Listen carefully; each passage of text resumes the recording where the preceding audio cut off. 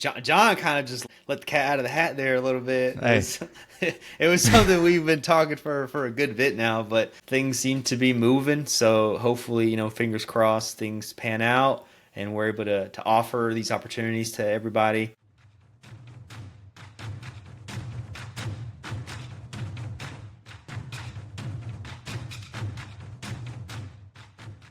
Welcome back to the Cybersecurity Mentors Podcast. This is our final episode for season 4, and we wanted to do something a little different, something a little special.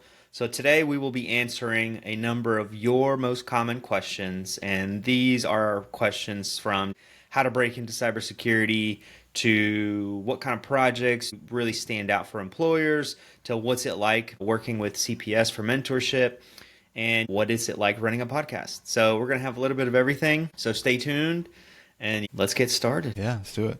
Yeah, we're going to try to have some fun with these questions. We'll mix in some fun ones, not just the serious questions, if we have time. But we're also going to do a recap of this season, right? And kind of go through, it's gone by fast as the summer has flown by this year, it seems like. So let's start with a recap before we do the Q&A. Yeah. So we've had a great season, I believe. We got a lot of feedback from you guys, the listeners, and just other people that are finding us and are listening to kind of what we have to say, our opinions, and also just chiming in on some of the guests that we've had and some of the conversations, the topics of discussion. So, the very first episode, I think, was a good way to start. The title was Unlocking the Power of Soft Skills in Cybersecurity, where we literally talk about soft skills and how important they are in order for you to be successful and be a well-rounded professional in cybersecurity. Yeah, I think as we talked about a little bit in the last episode, just how more and more technology is taking over in different ways. The human side is still important, right? The robots have not taken over.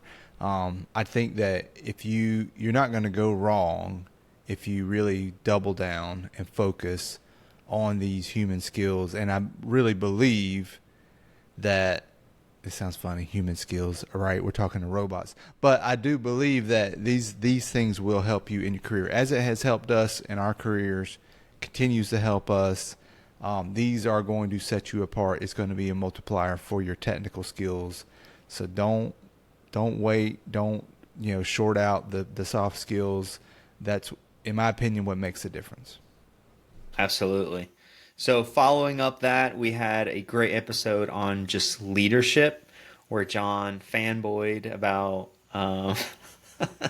extreme ownership and Jocko and just about what it is to be a leader, right? What all comes with that leadership position, that role. And if you're striving to be in that position in cybersecurity, that's a great episode for you to go back and listen and just get a better idea of what's to come, what to expect, and just a different type of mindset on how to handle that and just take ownership for you and your team. Yeah, I don't have a lot to add.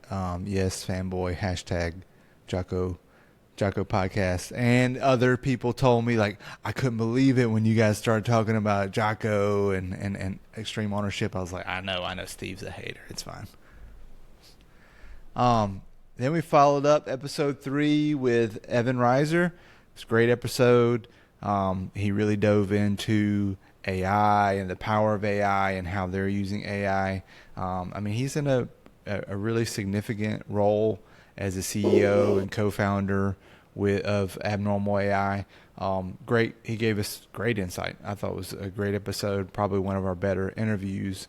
Open to discuss anything. We may have him back and talk some more about stuff. But I didn't, there was a better than not that I had low expectations, but it went great. Absolutely. I completely agree. It was a good episode. We had a lot of feedback from people that listened and just said it was a good topic, good conversation. Yeah. Following up episode 4, so we had an interview with Dr. TJ O'Connor where he kind of shared his story, shared kind of how he got started, all the things he's done in terms of working with the military, the federal government, and then now giving back to being an educator, right? Giving back to students, helping with cyber competitions. I thought that was an awesome episode as well. Yeah, I just keep thinking about, it was a great post about him talking about grit and just kicking the soccer ball over and over again as a kid. So it was a great story there, and I was glad to have him on. Next, we had episode 5, the interview with Grant Adams. One of our longtime students and mentees since back in the day, and he's doing great. It's great to see him. His beard is just getting legit, right? His hat, everything. He looks like a West Coaster. But he had a great story too about how networking and meeting others and how it's helped him in his career. And he's still kind of relaunching that security career. But that's a great story too. Is you maybe can go a different route for a little while, and it doesn't mean the door's always closed, right? You can still use that experience and use your network to get back in the game. So happy to see him doing well. Yeah, I completely agree. And we did not pay him for his interview and what he said. Whether you believe us or not, we did not pay him. That just goes to show that what we are talking about is legitimate and it works. So, yep. Yeah. All absolutely. Right. So, episode 6, it was 10 resume mistakes holding you back. So we really kind of focused on some of the top 10 mistakes that we see when we are being asked, hey, could you review my resume? Can you help me out? And this is after, helping a number of people. We kind of came up with these top 10 mistakes that we see. We spoke about them in detail. So hopefully if you've done 1 or 2 or more of those after you listen to that episode, you were able to go back, review your resume, and make it even better. Yeah. Now we get good feedback on this one too. Just I was kind of surprised.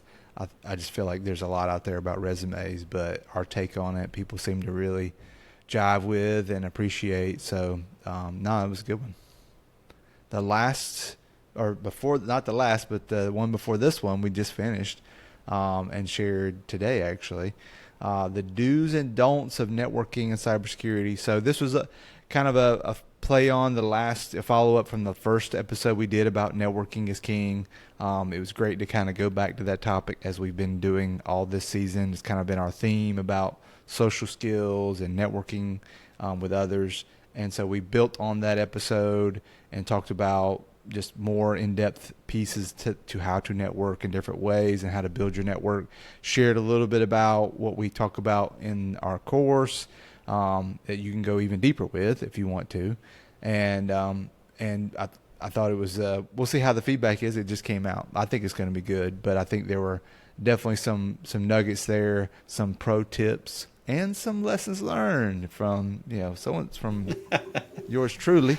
Yeah. So always open to share, hey, we all make mistakes in different ways, but just learn from those mistakes and keep moving forward. But no, I think it was good. I think it was another good follow-up. Yeah, I completely agree. I enjoyed recording that one with you because it just had a lot of good information and things that people can take away. And I mean, that has been it so far. Now we're on episode 8. But I believe, and John, I'd like to hear your side of it, season 4 really seemed like a roadmap. It really was. We covered soft skills. We talked about leadership. We heard some inspiring career stories. We talked about some resume fixes, networking strategies. I mean, a little bit about everything. And it is kind of, a roadmap on the things that we believe are important that someone should focus on and improve. Yeah. Here's what I would say. And I heard another episode, a different podcast that I'm always listening to, different podcasts. But I really think is a great way to put this, right? We have no shortage of information. We have no shortage of advice out there, not just from us, but from many different sources. We have no shortage of content that we get ingested all the time. What we have a shortage of is implementation, right? So don't just take what we say and hear it. If you don't put it into practice, that's where you're losing out. You could take 10% of what we put out there and test it. I encourage you to test it, try it, tell us if we're wrong. Hey, if we're wrong, we're wrong. We're not making this stuff up, right? We have experiences that we base this off of, but we may still be wrong, and it may be wrong for your situation. But if you just listen and you don't put it into practice, you don't try it or give it a try, then what are we doing? right? Even if you take a little bit about some of the things we share and implement, you will see a difference. I really believe that. That's why we share this stuff. But there's no shortage of content and information. There's a shortage of implementation. So I encourage you to take what we say and put it into practice. Be on the heavier side of the implementation, trial and error, those things, and learn on your own. But use our guidance. That's the whole point. Is like to give you guidance that from lessons learned and mistakes that we've made to help you as we're further down the path. Maybe we're further down the path. But try it out, put it into practice, and see how it goes. That's my encouragement from all our seasons, but definitely this season is try it and see. Absolutely. I actually really liked how you put that. And that's a good recommendation. Go out there, listen to what we have to say, try it for yourself, come back. And like John said, there may be situations where what you're going through is different and you give it a try and it doesn't work. It's okay. Come back. Tell us how it went. Tell us what failed, and let us give you even more advice and just some more ideas for you to tackle and go after. So, yeah. Yeah. All right. Well, that is a recap of season 4 so far. So now let's get into the Q&A for today. Now, again, these are a couple questions. They're broken up into different sections for us, but it's questions that we've gotten. It's questions that people have reached out to us about, but also questions that are just very common in the industry that we want to answer here. And if you guys have any feedback or have something to add, please do so in the comments. We'd love to just keep the conversation going. Yeah. Let me just throw a note about that in comments. We need more people commenting. So don't just comment in live chat. Throw some listen, it doesn't matter, right? I mean, at the end of the day, it's not like I don't care about the algorithm, whatever. But it does help. It does help make our stuff more visible to other people because it's more interactions, right? So I'm not one of those people that are like, please like and subscribe and make a comment so that you get our videos higher up the stack, right? But I do like to interact. I like the interaction that we get. So a lot of that interaction comes into live chat, which is good, but it doesn't help it be more visible, our videos be more visible, our content be more visible. So there's the YouTube comment section. You can comment on the actual audio version of this. There's a little link at the bottom on how to send us a message and, give us a comment through the audio version of this too. So either way, it just helps out to know that we're getting feedback. Yeah, absolutely. It helps to know, also how you guys are feeling about the content we're putting out. Is it things that you are interested in, but also are you getting helpful information from this? Because we have a lot of ideas and a lot of things that we want to talk about, a lot of topics, and we try to and this is kind of going into some of the questions we were asked about the podcast. We try and kind of come up with the topics of discussion and kind of what we're going to talk about, but we have so much going on. It also would help to hear from you, our listeners, what interests you the most, because we may talk about a different topic that we want to talk about, but if it's not something that you guys really want to listen to and have questions about, then maybe we can shift some stuff around and tackle those things first. So that's also can be very helpful for us. So, all right. Sounds good. All right, first question. What's the very first step if you want to get into cybersecurity with no IT background? Okay, I'm going to let you go first. Yeah, absolutely. All right, what's the very first step to get into cybersecurity with no IT background? All right, you have to start with the fundamentals or the basics, right? You have already decided cybersecurity is for you, right? So now you have to start with some of the basic learning you can do. And you can find a lot of that online and for free, right? We talk about Try Hack Me. We talk about different entry-level certificates from CompTIA, from whoever. Those are things that you can do that some are free and some are not very expensive. That can literally you can use to tip your toe into the water and confirm that cybersecurity is for you. Because one of the things I've seen is a lot of people try to get into cybersecurity after they see a TV show or a movie where it's all amazing, hacking, cracking, all the sexy stuff. And then when they really start learning the material, and it may not be as maybe as easy as they thought it would be, or as interesting as they thought it would be, they then turn around and say, okay, yeah, this wasn't for me. So my thing is get as much exposure as you can to the different areas of cybersecurity, but start with the basics. Yeah, I mean, imagine you're like, hey, I, what does it take for me to be a mechanic on a Porsche or a Ferrari, right? Well, do you know how to work on cars? Like, I mean, it's the same. It's not the same, but it's like you got to learn how to work on cars. If you want to be a professional mechanic, there's levels. There's the learn how to be a mechanic.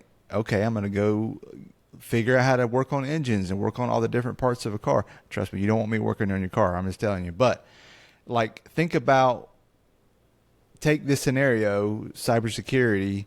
Like we're the ones working on the Porsches, right? I'm just saying IT, and then you got the Ferraris and the Porsche. But I mean, I might be a little biased, but you got to start at the fundamental layer. You got to learn. You're going to learn if you want to be a mechanic, just a regular general mechanic. You're going to go to mechanic school. You're going to go learn how to be a mechanic. Now you can do this on your own. You can get books. You can get videos. YouTube University.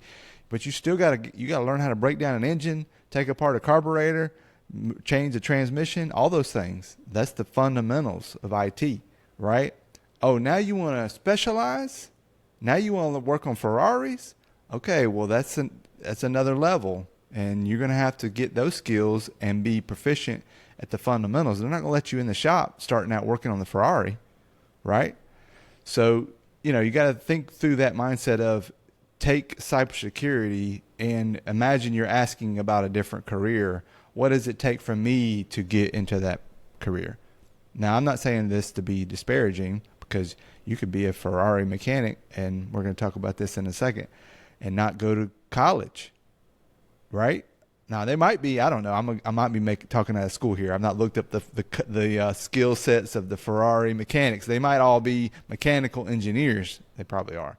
But I think skills-wise, my analogy plays out. It's like, look, you still have to start with the basics, get fundamentals, solid fundamentals, and I talk about operating systems, networking, application development, at least those core, and now I throw AI in there, right, and on top of all that stuff. But then build on that to start moving into security. I like that. I like that analogy. That's good. All right, question number 2. Do I need a college degree, or are certifications enough for a career in cybersecurity? John, what are your thoughts? I think that you can. I mean, you can definitely have a career, and a successful career, without a college degree in IT or cybersecurity. Does it help? Yeah, it helps. Now you have to weigh we were talking to one of our guys who was looking at a master's degree. You got to weigh that time and cost, right? I don't think it is necessary. I think that but you can't just do it with just certificates, right? You do need to build this snowball, the experience snowball, right? So start out small. Your certificates might get you in the door, and then you just keep building. You keep building certificate training. It doesn't have to be certificates at some point. At some point, there's like do I need to keep getting certificates? No. But there's the experience tipping point where you have gotten enough experience where the certificates don't really overweigh your experience. Your experience weighs over those certificates. Certificates are great, but there's a point of no return. There's a point of least value. And so, but I do think certificates and experience, that snowball, building the snowball, and keep building it, will open doors. Now, you might run into a glass ceiling or a ceiling at some point. That's like, hey, I'm looking at candidate A who's got a master's and a bachelor's and this in cybersecurity, and you got nada. You're going to have to do a lot. You're going to have to work your butt off. You're going to have to work hard, and you're going to have to network like crazy. and prove that you are the best candidate, right? So there is a ceiling there that you will run against at some point if you keep moving in your career. But in my opinion, it doesn't mean that you're less of a candidate. You just have to imagine you're in the interview and they're like, well, look, we've got candidates here that've got this and this degree. You don't have a degree. What can you explain why? And you're like, well, look, this is how I've been getting after it. This is what I've been doing. This is what my skills are. This is how I built this and how I solved this problem. And here's where I am. I do have these certificates that help support what I'm doing. But yeah, I mean, here's why I don't have a degree, right? I felt like the value for what I got out of it, and this could be argued. Steve knows. Our students know, right? How much actual experience are you getting in cybersecurity in these degrees? It's not a lot. It depends on what it is. I can't speak for all degrees, but I know, look, I work at a university, right? And just because you got the degree doesn't mean you're ready to hit the road on it for a job in cybersecurity, right? So I think you can definitely do it. I can show proof of that. It just takes a lot of work. You just have to work at it. Now, I do think going and getting your degree is not a bad thing. I think it's a good thing as long as you're not going crazy and you're spending $120,000 a year, $90,000 a year. Then it's like, what are you doing, right? Like you're gonna pay that off forever. But Steve, what do you think? I like it when you just get going, John. Seriously. No, I completely agree. So to answer this question, all right, let me put it to you this way. So the question was, do I need a college degree or are certificates enough for a career in cybersecurity? For you to get started, you don't need a college degree. Like John said, if you're trying to climb the corporate ladder, right, within cybersecurity and you're trying to get to a leadership position, it all also depends on the companies and the areas where you're working. There might be some companies that they want their higher ups to have master's degrees, college degrees, whatever, and that may affect you. Now, you may work for a company that doesn't require that. If you put in your time and you are responsible and they know you and you build that reputation, they could care less if you have a 4-year degree or not, because you've shown through the years of experience and working there that you can handle that position and you've worked your way up. So it really kind of depends. But in order to get started, you do not need a college degree. That's a great way to put it. And hey, you can always get it. You can always get your company at some point. Maybe they'll pay for it, right? So exactly. They did that for me. Just think about that, right? You could be in debt for however long, however many years, or that's a real thing. That's like a weight on your back. That's a lot. Yeah. Of how long you might be paying for that until maybe one day we figure out how to do this without putting everybody in debt or major debt. All right, good, guys. This is a good topic. We could do a whole episode on this topic. All right, I'll do the third question. How important is a home lab and what should I put in it? It's a good question. That's a great question. I think a home lab is very important, especially for those that are just getting started in cybersecurity and don't have any real world experience or are trying to get it and are trying to just get better at, understanding some of the basics, understanding security tools, playing around with certain labs. I think it's super, super important and it's a complete game changer.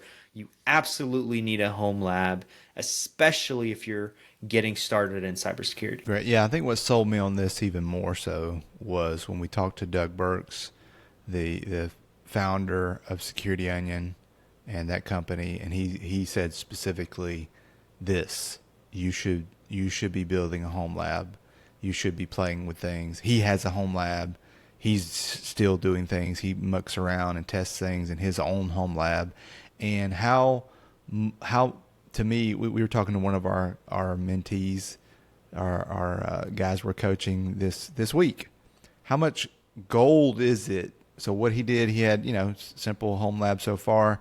He's got a Kali box. He's got a vulnerable box. He's got Security Onion in the middle. He's attacking and he's monitoring and he sees those in Security Onion and he's diving into the alerts and writing that up. That is resume gold, right? That is like a great opportunity to talk about what if somebody asked you this question, hey, you have a home lab, what are you doing with it? Or you mentioned, hey, yeah, I have a home lab at home. This is how I'm getting practice. Oh, tell me about your home lab. What are you doing? Oh, I did this and I set this up and I tested this out and I'm learning. Oh, I had to set up Security Onion. Yeah, that's a big deal. And not many people know how to do that. Had to set up Splunk and figure out how to get those logs into Splunk. Dude, these are gold. This is gold stuff, right? And it's gold because it's very good experience. Think about a typical, I would say typical analyst. They're just used to thinking about, and this is probably what they're going to teach you at college. Oh, you got an alert. Go figure out how to triage the alert. Well, you don't know how to set up these tools. You don't know how they work under the covers. You don't know how to. We did a whole episode on build, right? So this whole build concept sets you apart because you know some things that other people don't, and you can configure things, and it gives you some Windows and some Linux experience and other experience that you just don't get if you don't have a home lab. So I just think it's super useful. It's easy. You can do it for free. Absolutely. So the second part of this was what should you put in it? And I think you've already mentioned some stuff, but just going back, so you can start with a Windows machine, a Linux machine. Kali Linux is a good add-on. Splunk, we talked about Splunk. We talked about Security Onion, and if you can, Nessus as a vulnerability scanner. I think that's a good basic package. You can do a Yeah. lot there. Yeah. Throw a VulnHub VM in there or Metasploitable or something that you can attack and try to monitor that kind of activity. Just throw some stuff in there, test it out, see what happens. Have something in mind, right? Oh, I've never set up X before. I have a goal to try to get some reps in. Security Onion's a great one because there's so much going on there. You've got Elastic in there, you've got Zeek in there, you've got Suricata or Snort. Like there's a lot to play with. So just those kind of things are great examples. All right, awesome. All right, here we go. Next question. How long does it take to land a cybersecurity job from scratch? Well, and we kind of talked about this a little bit with starting with the first step without getting those fundamentals. So from scratch means you really From may not zero have to any, hero. yeah, like any IT Yeah. experience, right? Similar to what we said earlier, is like it's going to take some time.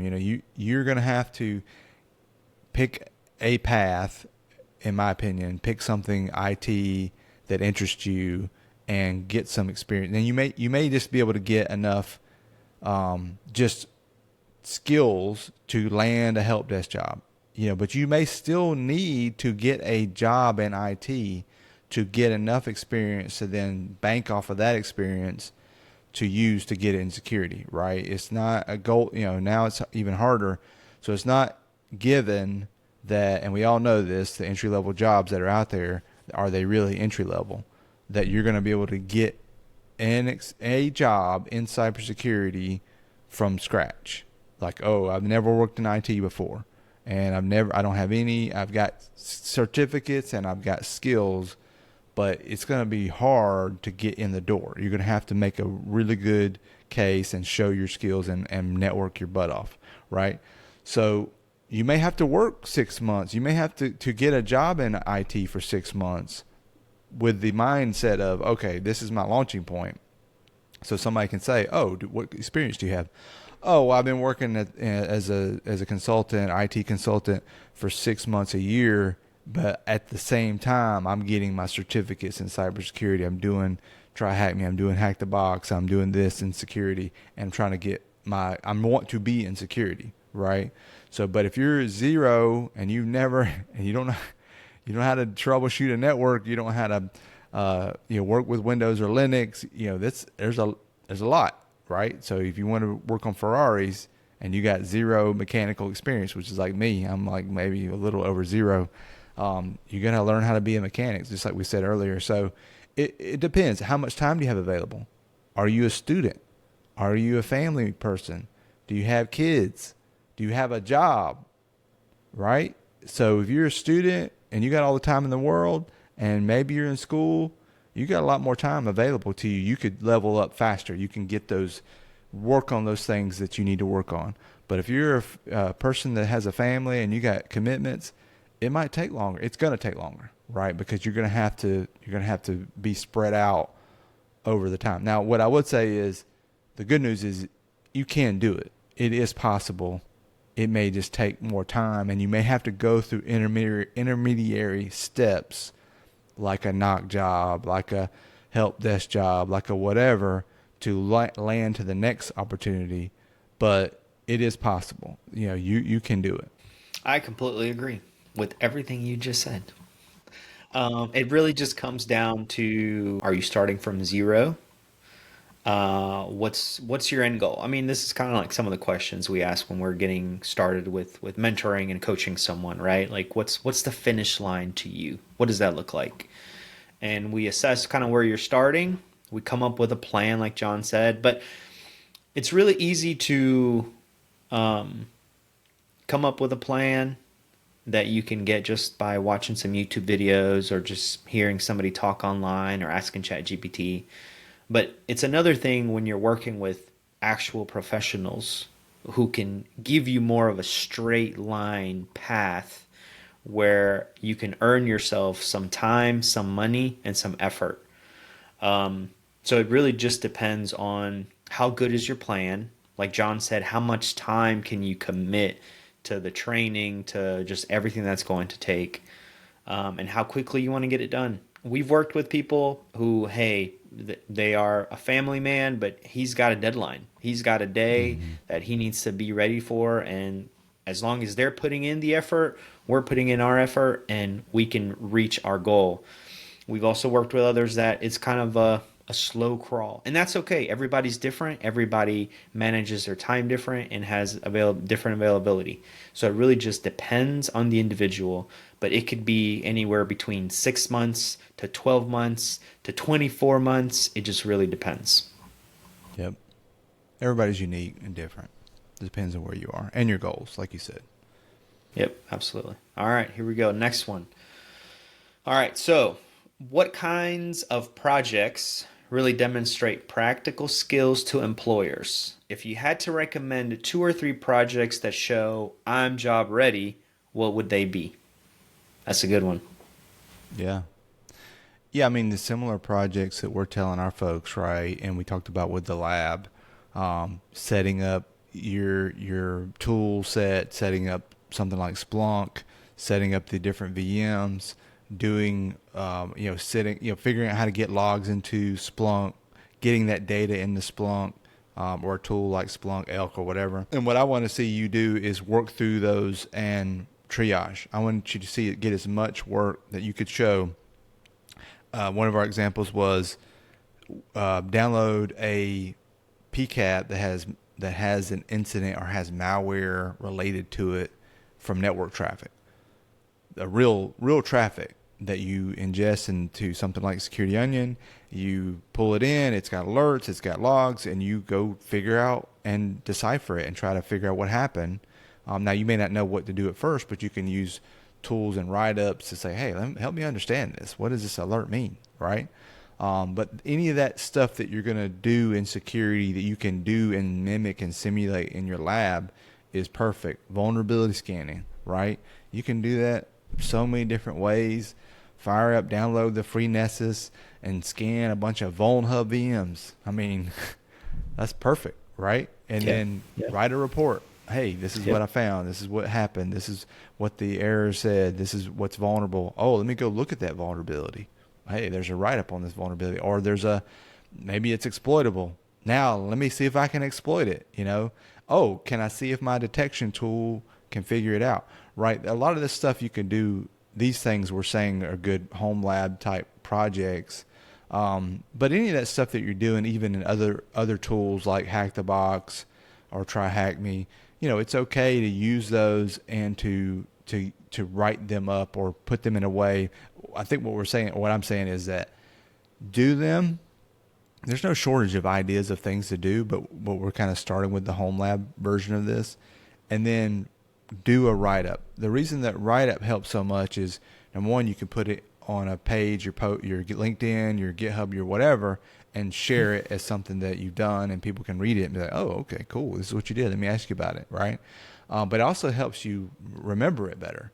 When you just do it and you hack that thing, or you did this vulnerability scan and I learned from it, but it also helps you solidify, oh, this is what I learned. I'm putting it down on paper. It'll help you understand it and remember it later after you've put it on paper. So there's a couple ideas. What do you think, Steve?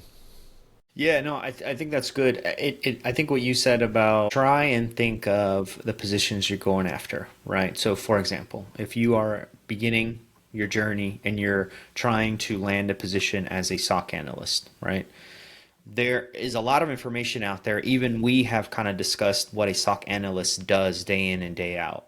Based off that information, it's pretty easy to kind of create certain scenarios or lab work, especially if you kind of create your lab, kind of like we just talked about previously. You have your machines, you have your tools, your tool set, and you have somewhere to work. And then, like John was saying, right, what are some of the things that a SOC analyst does day in and day out, where they're looking at alerts, right?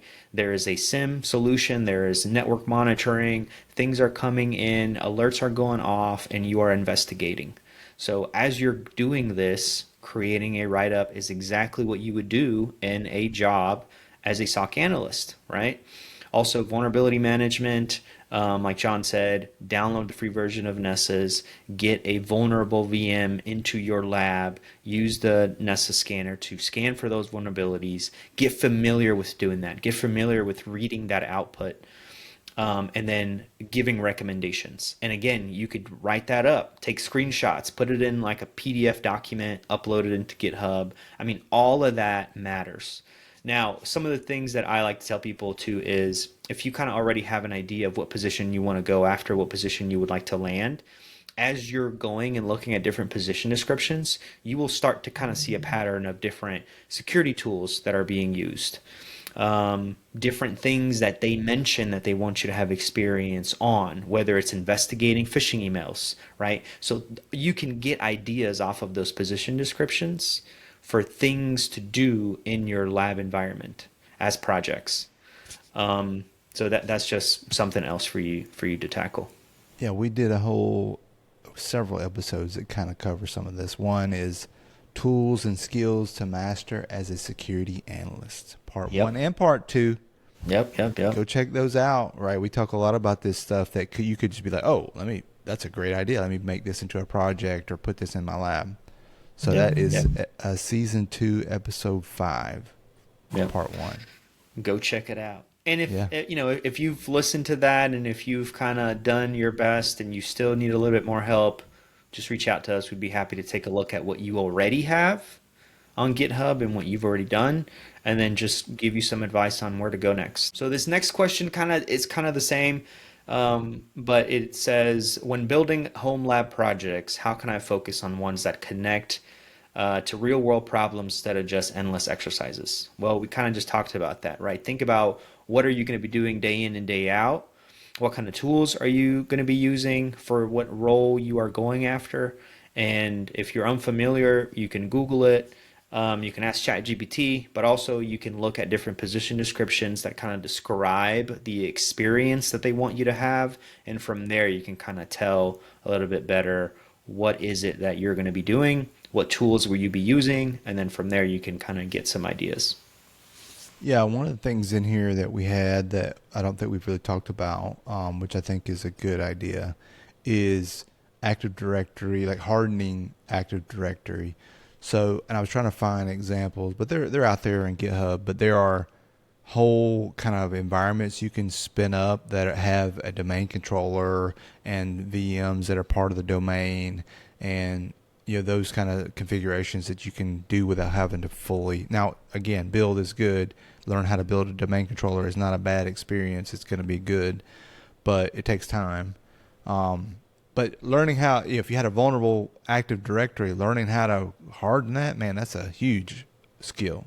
That's an awesome opportunity that you can do in a lab environment and get practice with Active Directory and hardening it and understanding the security weaknesses.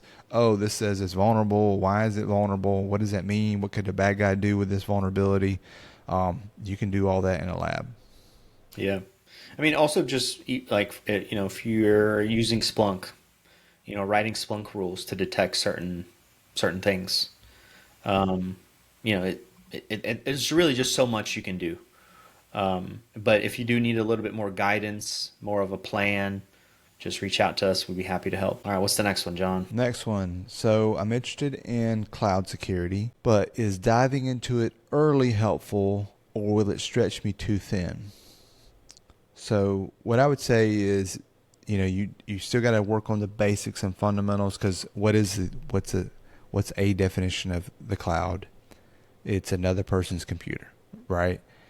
So it's ultimately you're running your stuff, your apps, your hardware, not your hardware, but you're running on their hardware, their virtual machines.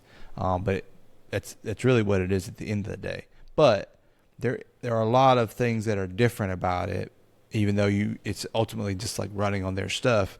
All the different nuances of Azure versus AWS versus Google Cloud and that terminology. I would say keep building the fundamental stuff at the same time working in the cloud stuff, right? Um, it's going to be tough because you can get spread out, or like you said, too thin in this question of, okay, do I spend time on AWS? Do I spend time on Azure? Do I spend time on Google Cloud? Pick one. There's places that are all one, all the other, both. Both. I would say Azure and AWS are the top. AWS is probably the top.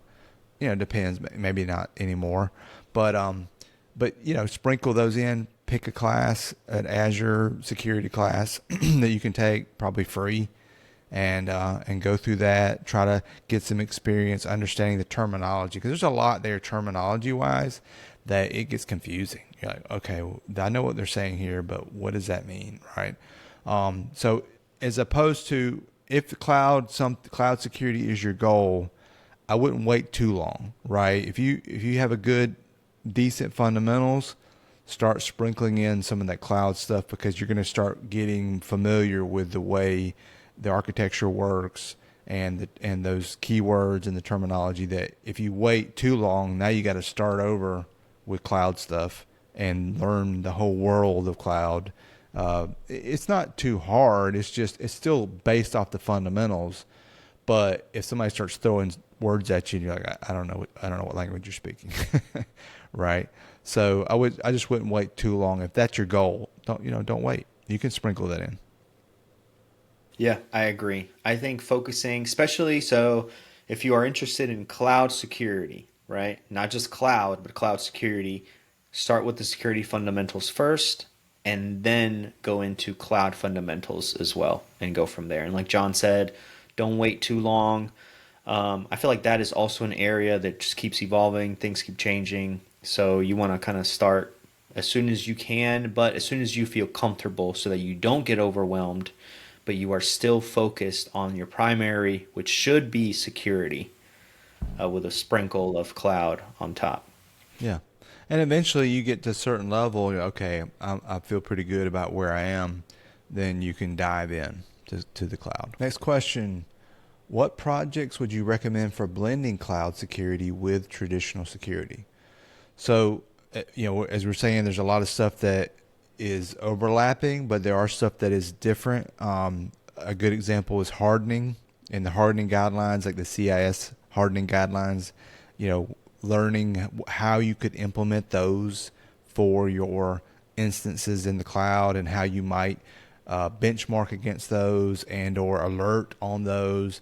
How are you going to do alerting in the cloud? Like, how are you going to are you going to send your network data back to your SOC?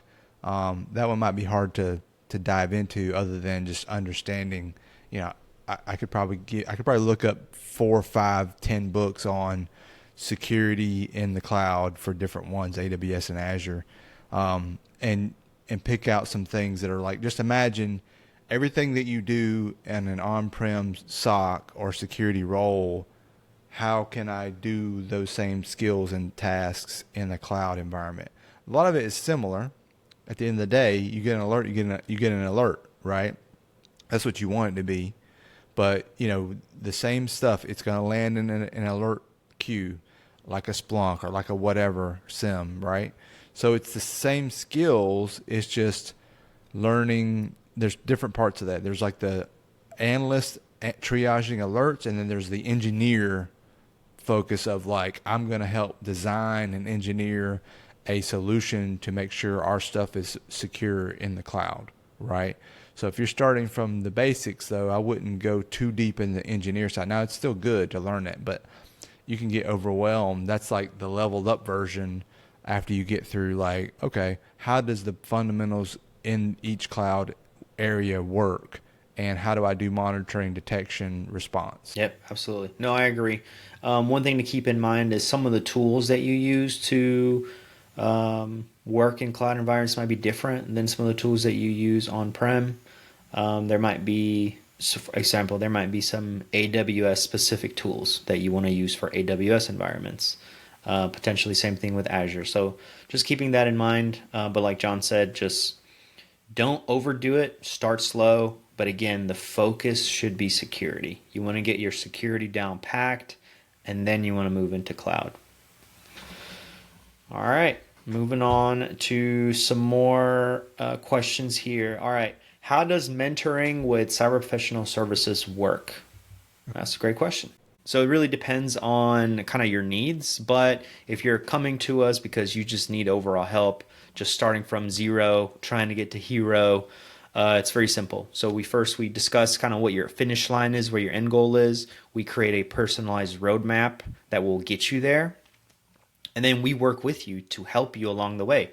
So we do regular check-ins. We're accountability partners. We'll give you real-world advice, but also use our experience to kind of help you take it from A to B in a straight line. And you're not doing this, wasting time, money, effort. And we're going to go specifically to the things that you need to know, need to do, and help you get that job. Yeah, good answer. Next question. Can you really help someone with zero experience land a job? And I think we've talked about this a bunch already. Just, yes, it might be an IT job. It might be that first step that we can then help you through your career, right? So yes, we can definitely help you. I believe you can do it. It just takes time. So it is possible. We've seen it. We've helped people with it. You got to put the time in. Absolutely. All right, next question. What's the most common mistake mentees make? I want to say just they go crazy on applying and don't really take the time and effort to slow things down. Focus on a few really good positions they're interested in. Spend the time to tailor and customize those resumes. Do some networking within those companies that you're really interested in working for. And yeah, I think they just think as long as I have one good solid resume, I can apply to 100 companies and someone will call me back. And that doesn't happen. Yeah. So I think that's a great point. I would say getting spread too thin in general with too much information that we talked about, too much content, and working on too many things and losing focus to keep the ball moving, right? That's something that we help a lot with. It's like, all right, here's where you are. Keep that moving. Focus on this. Keep focused on it, but build on it, build on it, build on it, right? Where you just get overwhelmed. So I just think that's what happens to a lot of people is they just get snowed in by too much information, too many things you can go do. Yep. question. Do I need to be technical to benefit from mentoring? What you got? Not at all. I know we have a kind of a SOC background and technical background ourselves, but we are helping other individuals who are not so technical land their roles in cybersecurity, and that includes compliance, policy, GRC work, not just technical engineering, SOC work. Yeah. No. Well said. I don't have much to add. Yeah, you don't have to go down that same path that we did, but we can definitely help you. And we're helping people right now that they're wanting to get into GRC compliance jobs, and we're happy to help them. So, next question. Why did you start the Cybersecurity Mentors podcast? That's a good question. That's a great So question. I had to trick Steve into this thing, right? I was like, "Hey, we, you listen to the podcast?" He's like, "What? Oh, I've heard of them. I don't listen to those things." Um, and I don't know. I feel like I love podcasts. I've loved podcasts for a long time. I still enjoy listening to podcasts.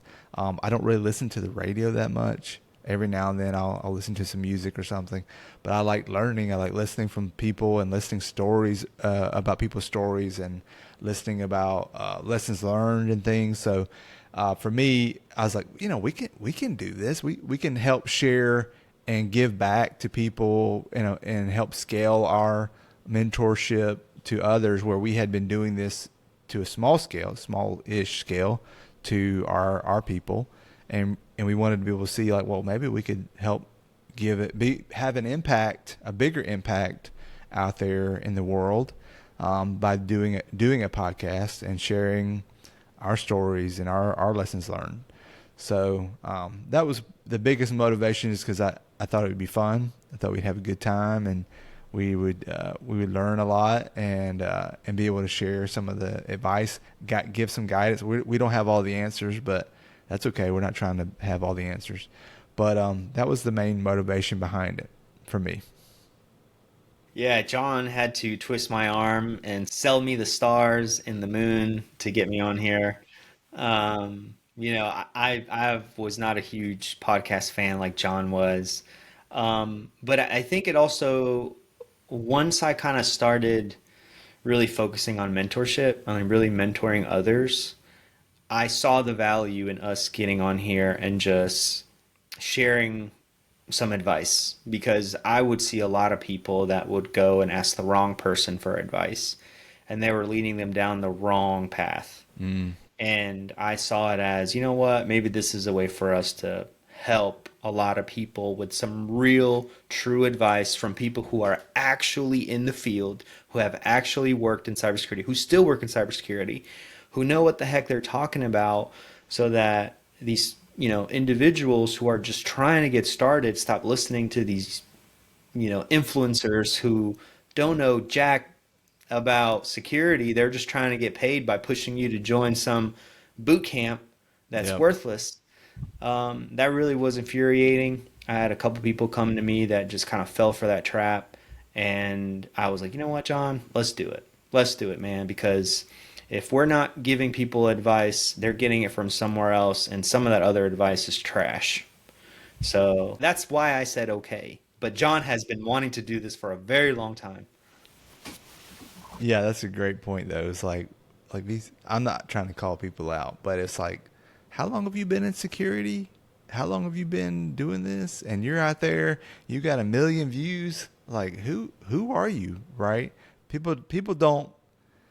I don't know. Like, people want to see the flashy stuff, the cool stuff, right? And we don't have flashy things. We don't have lasers coming in. Um, that's okay, right? But it was frustrating to say, like, who are these people and why? And people are listening to them and listening to their advice, and we're like, look, we can at least get out there and give, our experiences, and help people get on the path, in our opinion, the right path. Yep, absolutely. All right, who's been your favorite guest so far, and why?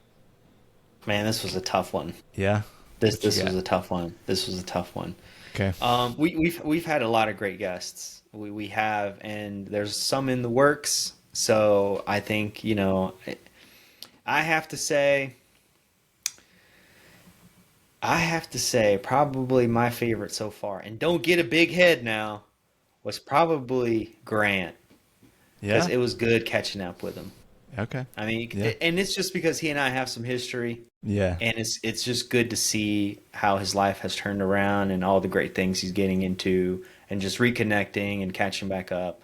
but we've had a lot of solid professional Yeah. individuals. But that to me, it was just catching up with a buddy again. So I have to Yeah. say Grant. I could say Carson just so that I could have the opposite and they could go after it. And I do love Carson's episodes and I love Grant's episodes as well. I'm not going to say they're my favorite, but nothing against them. I love them. Sorry. Um, I think my favorites were, I got a couple. One is Matthew Dix and the Yeah. storytelling episode. It was Yes. just, he just Yes. killed it. And he's got a lot of great information and entertaining way he presents. And then Dave Kennedy, right? Like Yeah. it was off to the races from go, right? He did not Yeah. stop. If you haven't listened to both of those are my top recommendations. Like, look, these guys brought it and definitely were informative, but also entertaining and is great episodes. Our next one is, what's one story from a guest that stuck with you? Mm. Yeah, Yeah, that's a good one. that is a good one. I mean, the one that stands out in my head, just because we had him on this season, was TJ's story about the soccer and just getting after it and going and kicking the ball against the rock. That's one that stands out right now. I'm sure there's others that I have brought up and said, "Hey, remember when so and so said this?" Yeah. But that's the one that stands out to me. So for me, and I again, it's probably because it's fresh in my mind Yeah, from this season, but I want to say it was Evan, CEO from yeah, Abnormal AI, yeah, and just his story of all the failures that he kind of went through before that success, and as a entrepreneurial mind hat, like yeah, that I really enjoyed that, getting the perspective from a successful entrepreneur and kind of where he's at and what he's been through. That I actually really enjoyed that. yeah, yeah. He was great too. Okay, last question. What is next for the podcast? It's To a the big moon, question. buddy. To the moon. To the moon. We're taking over. Well, I will say, in that vein, right? We're in talks and trying to explore ways. We can't make any promises about anything, but you know, we see that there's definitely a huge opportunities there to connect others to get real experience, right? That's the Yes. golden ticket. And all these questions we've talked about is how do you get experience without experience? Um, you know, we are trying and investigating and cooking things up to see if we can offer those kind of opportunities. It might be apprenticeships, it might be internships, it might be something to be able to work with us in a real way and for real engagements, and be able to actually put on your resume, work with John and Steve and for this group, and we did this, and this is what I did, right? And that's what I would, that's what we did and have done for students. That's what we've talked about, being able to give you a chance to get that experience. And I mean, how cool would it be to work with Steve and John? I mean, listen, right? When it comes to big and bold, it's a big step, and we're gonna have to make sure we have everything lined up and we cover our bases. But that's what we're thinking about, right? We're thinking about these things, big goals. Big goals, and John kind of just let the cat out of the hat there a little bit. It Hey, was it was something we've been talking for a good bit now, but things seem to be moving. So hopefully, fingers crossed, things pan out, and we're able to offer these opportunities to everybody. but this season's been another great season. We've learned a lot. We've gotten better, I think. We keep getting better every episode. And just give us your feedback. Absolutely. Yeah, and that is it. That is a wrap for this episode. Again, thank you all for listening. It's always a pleasure to get on here. Just kind of John and I talk about what we believe is interesting and important for future cybersecurity professionals. But yeah, again, just so you know, Swag Shop is live. Link is under the description. Also, our Networking is King training is live, and you can find the link in the description as well. But with that, season 4 is a wrap. Thanks, everybody. We'll see you.